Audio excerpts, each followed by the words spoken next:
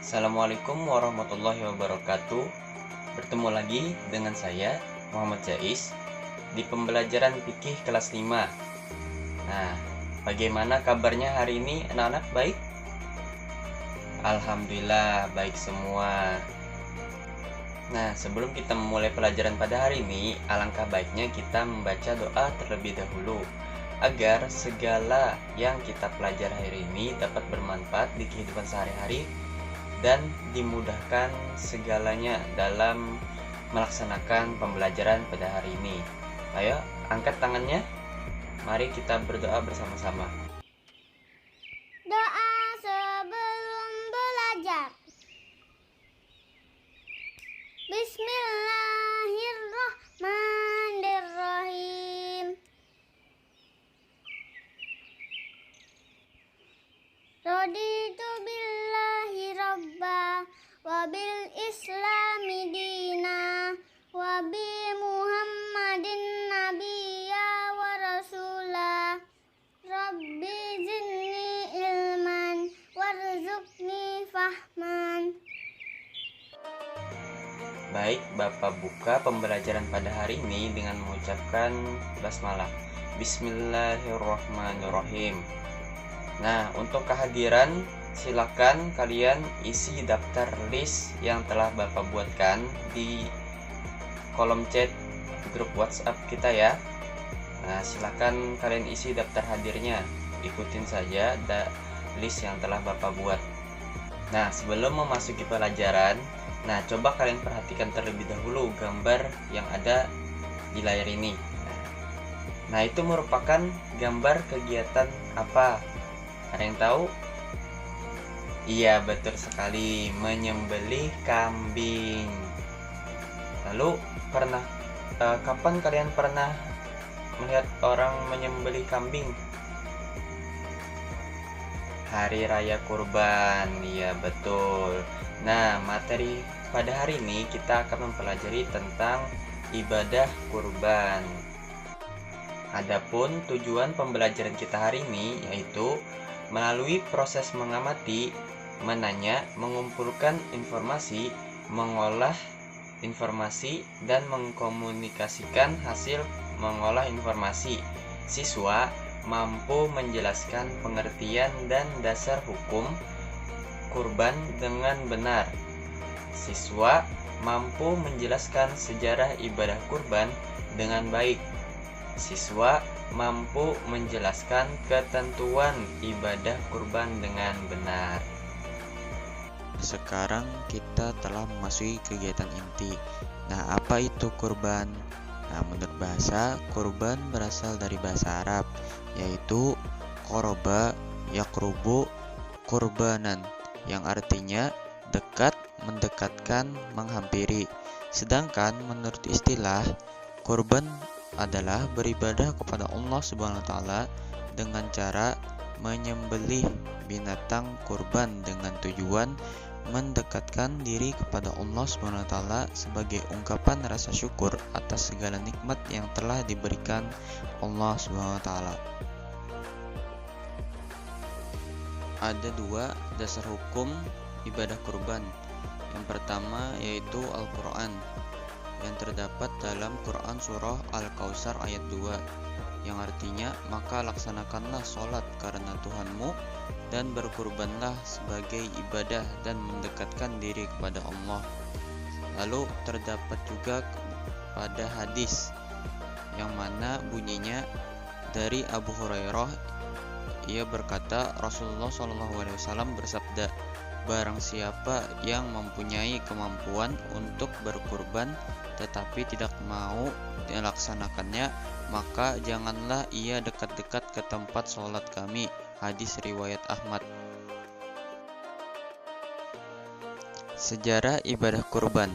Sebagian pendapat para ulama, perintah kurban dimulai pada Nabi Adam alaihissalam. Pada dasarnya, ibadah kurban telah dilakukan ketika manusia pertama, yaitu Nabi Adam alaihissalam, hadir di dunia ini. Pada waktu itu, Allah SWT memerintahkan kepada kedua anak Nabi Adam untuk melakukan kurban. Habil dan Kabil diperintah untuk berkurban, yakni Habil memberikan persembahan binatang ternak yang terbaik untuk dikorbankan, dan Kabil mendatangkan hasil dari pertaniannya yang sudah rusak dan busuk, yang menunjukkan bahwa dia tidak ikhlas dalam berkurban. Nah, kurban Habil diterima karena keikhlasannya, sedangkan kurban Qabil tidak diterima karena dia tidak ikhlas dalam berkurban. Kurban dalam sejarah Islam dimulai pada masa Nabiullah Ibrahim alaihissalam. Nah, mulanya Nabi Ibrahim bermimpi diperintahkan untuk menyembelih putranya bernama Ismail alaihissalam. Nah, pada mimpi pertama, Nabi Ibrahim tidak percaya itu bisikan setan, bukan perintah Allah SWT. Namun Nabi Ibrahim yakin kalau mimpinya merupakan wahyu Allah adalah mimpi yang ketiga. Nah, akhirnya Nabi Ibrahim alaihissalam dilaksanakan ketika Ismail alaihissalam berusia 7 tahun. Ada pula yang berpendapat 13 tahun. Nah, tepat pada tanggal 10 Zulhijjah, Ismail alaihissalam disembelih. Namun karena ketaatan dan ketakwaan Nabi Ibrahim alaihissalam dan putranya Ismail, maka Allah memberi rahmat dan kasih sayangnya kepada beliau berdua. Ketika penyembelihan dilaksanakan oleh Nabi Ibrahim dengan izin Allah, Ismail alaihissalam diganti oleh Allah dengan seekor domba. Ketentuan ibadah kurban. Hukum kurban. Hukum kurban yaitu menurut jumhur ulama, hukum berkurban adalah sunnah muakkad. Orang yang mengerjakan mendapat pahala, dan yang tidak mengerjakan tidak berdosa. Namun, orang yang mampu tetapi tidak melaksanakannya, maka dianggap tercela dalam pandangan agama. Nah, kurban juga bisa berubah menjadi wajib karena ada sebab, yaitu yang pertama, jika seorang bernazar untuk berkurban, lalu jika ia telah mengatakan ketika membeli atau memiliki hewan tersebut, dia berkata ini adalah hewan kurban, atau dengan perkataan yang bermakna sama, maka wajib hukumnya berkurban. Nah, lalu lanjut ketentuan yang kedua, yaitu jenis dan syarat hewan kurban. Nah, jenis hewan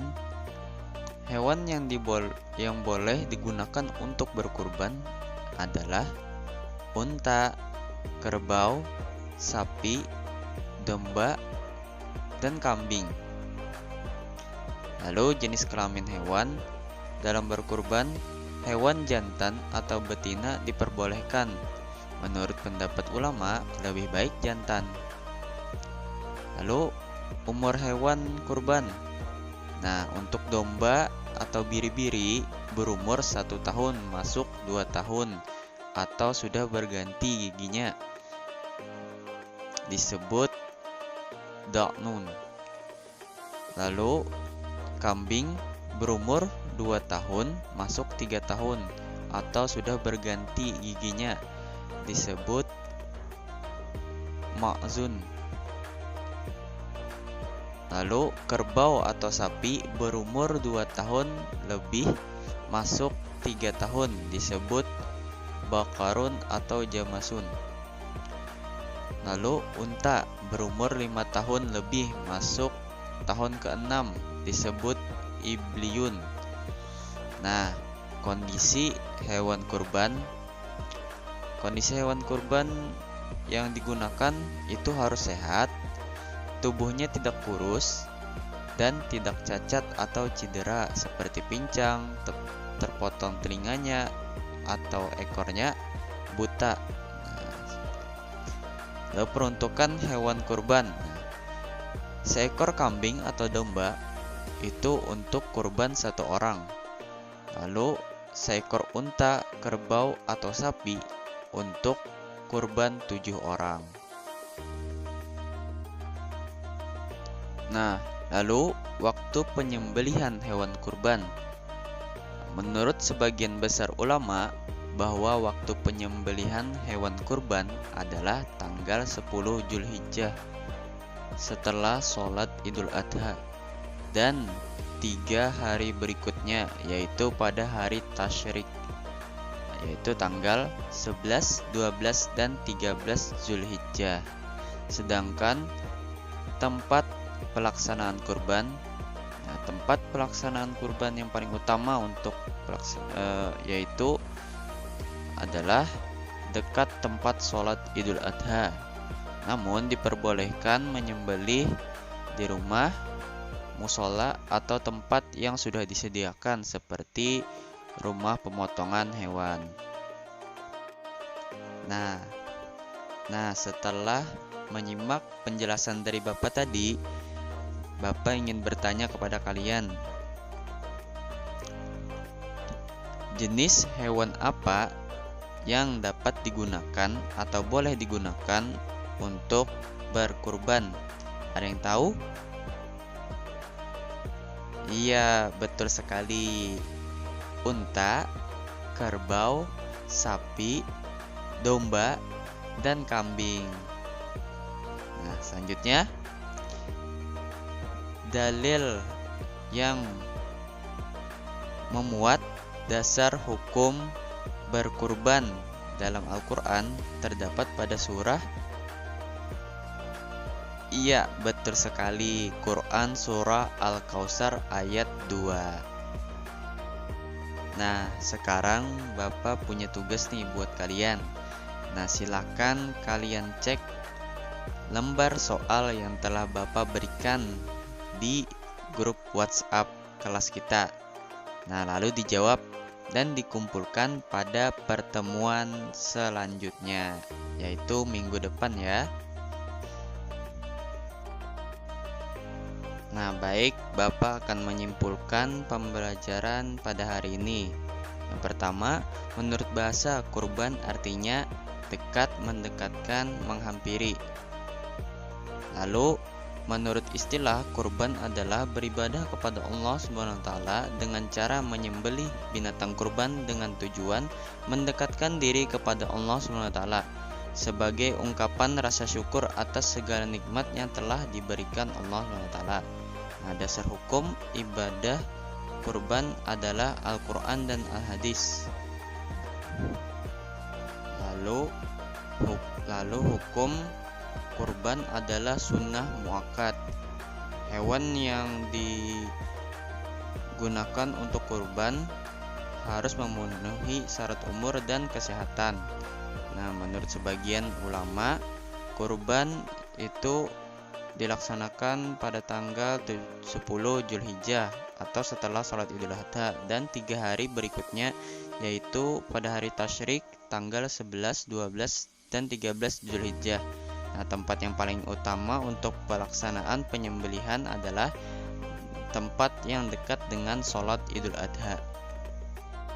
Nah, sebelum kita mengakhiri pembelajaran pada hari ini, ada baiknya kita membaca doa setelah belajar terlebih dahulu. Ayo, angkat tangannya, kita berdoa bersama-sama. Doa setelah belajar. Bismillahirrahmanirrahim. Allahumma arinal haqqa haqqa warzuqna ittiba'ah wa arinal batila batilan warzuqna ijtinabahu. Baiklah, untuk pembelajaran pada hari ini Bapak cukupkan sampai di sini. Marilah kita tutup pembelajaran pada hari ini dengan mengucapkan hamdalah. Alhamdulillahirabbil alamin. Assalamualaikum warahmatullahi wabarakatuh.